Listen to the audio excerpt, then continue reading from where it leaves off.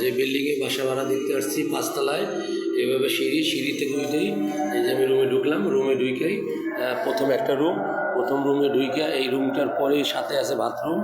এই যে pan bathroom, high commode bathroom মোটামুটি, হ্যাঁ হাই কমোড বাথরুম। আচ্ছা, তারপরে গেলাম এখান থেকে এই পাশের রুম। এই যে এইটা হলো ডাইনিং স্পেস, এটা ডাইনিং স্পেস, এইটা হলো রান্নাঘর। হ্যাঁ, এই যে রান্নাঘর, বেসিং ধোয়া, এই চুলা, এই সাজানো গোছানো, খারাপ না, ভালোই, ঠিক আছে। রান্নাঘর, এখান থেকে ডাইনিং স্পেস বাইরে হাতের বামে এই আরেকটা হলো বেডরুম এটার সাথে আছে বারিন্দা।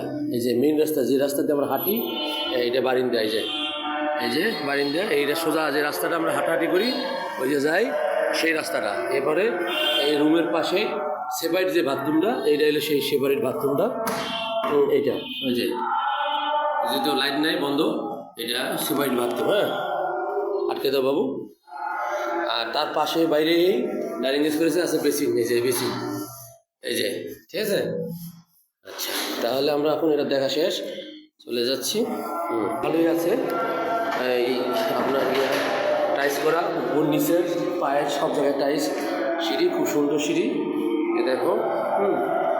মানে 5 তলায় উঠতে একটু কষ্ট হবে না, সিঁড়ি লেপা সিঁড়ি আছে, দুইটাই অনেক বড় বড় লেপা সিঁড়ি আছে, ঠিক আছে। বাড়িওয়ালা আঙ্কেল দোতলায় থাকে, আঙ্কেলের মতন বয়স্ক লোক, হ্যাঁ, দোতলায় থাকে, বুঝছো।